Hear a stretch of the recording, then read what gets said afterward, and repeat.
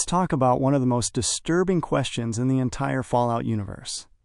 Not who Mr. House is, not what he wants, but where his body actually is, and whether Robert House is even still alive in the way we think he is. Because once you really dig into it, once you stop looking at the screen projections and the polished image of the man in the suit, the truth becomes way darker. Mr. House isn't just a genius billionaire hiding in the Lucky 38. He's a 200-year-old corpse plugged into a machine. And the more we learn about his stasis chamber, his neural network, and the new cold fusion implications from the Fallout series, the more it starts to look like Robert House may have crossed a line no one else in the wasteland ever has. He didn't just survive the apocalypse. He may have transcended it. The Lucky 38 illusion. In Fallout New Vegas, we meet Mr. House as a projection. Calm, composed, perfectly groomed. He looks like he just stepped out of a pre-war boardroom. He speaks clearly. He calculates probabilities. He controls armies of Securitrons with surgical precision. But that image? That's not him. That's branding. The real Robert House is hidden beneath the Lucky 38, inside a sealed life support chamber in a secret room below his penthouse. And when the courier finally finds him, it's horrifying. His body is described as shriveled, withered, almost mummified. Some fans bluntly call him a raisin. He's been in stasis for over 200 years. 2 centuries of artificial life support. 2 centuries without natural sunlight. 2 centuries without a real human interaction. He isn't preserved like a cryogenic patient. He's barely biological anymore. So here's the first big theory question. At what point does life support stop being survival and start becoming transformation? The chamber, not just a pod, a coffin with Wi-Fi. House's body is kept in a sterile, pressurized chamber designed to prevent infection and decay. It regulates oxygen, nutrients, waste, temperature, everything. But what's fascinating is this. The pod doesn't just keep him alive. It pauses him. His aging process is slowed almost to nothing. His organs are maintained. His metabolism is artificially regulated. This isn't simple preservation. It's technological suspension. And that leads to something unsettling. If his body is that frail, that deteriorated, and has been for decades, then what exactly is powering his consciousness? Is his brain still fully organic? Or has more of him been digitized than we're told? The neural link, the real Mr. House. Here's where things get wild. Mr. House's brain is hardwired into the Lucky 38 supercomputer network. He doesn't just use computers. He lives inside them. His consciousness projects onto screens. He monitors the Mojave in real time. He commands Securitrons instantly across vast distances. He doesn't need a body to rule New Vegas. He needs power and processing capability, which raises the biggest theory of all.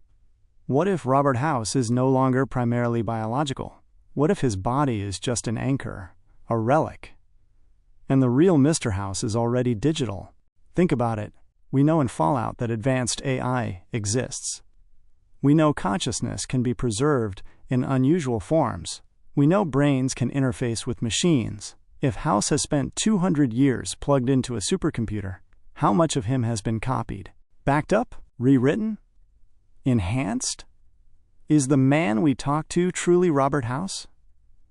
Or is it a digital continuation that slowly replaced the original mind?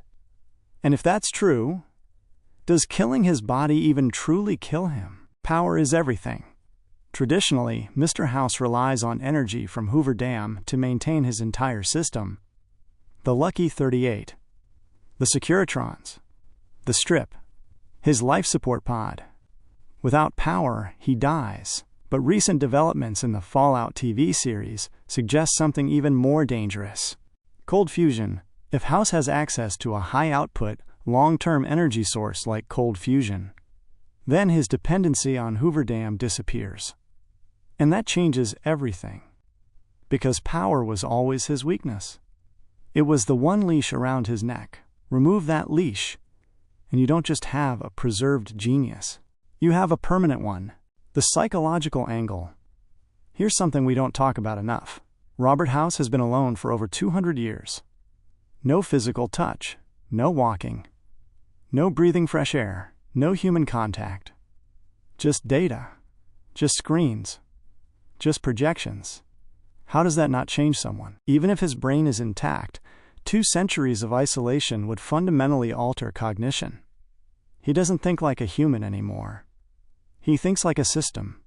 Probabilities, outcomes, efficiency, control. He sees people as variables, cities as assets, war as math. That isn't just arrogance. That's detachment. And detachment is exactly what you'd expect from someone who hasn't lived inside a human experience for centuries. Which leads to another theory. Maybe House doesn't value humanity because he no longer feels human. The body as symbol. Here's something powerful narratively. His body is hidden, sealed, locked away beneath luxury. The lucky 38 glows above New Vegas, bright, glamorous, powerful. Underneath, a shriveled husk in a glass coffin. That contrast isn't accidental. It's symbolic, the shining illusion of control above, the decaying truth beneath. House built a city that looks alive, but he himself is barely alive. It mirrors the entire Fallout world, a civilization pretending it still functions while rotting underneath. The ending question: depending on the player's choices in New Vegas, Mr. House can survive or die. If you kill him, you unplug the chamber, and his body fails almost instantly. But think about this carefully. He dies physically. But what about the network? What about the data? What about backups? House is too intelligent not to plan for contingencies, too strategic not to prepare for betrayal. Is it possible that somewhere in the lucky 38, or even beyond it, a version of Robert House still exists? Waiting? Because if cold fusion enters the picture, if unlimited power becomes real, then Mr. House could become something unprecedented in Fallout history. Not a preserved man, but a permanent intelligence. A ruler without decay, a consciousness without biological limitation. And that is far more terrifying than a tyrant in a pod. Final theory. Here's my full theory. Robert House started as a man trying to survive the apocalypse.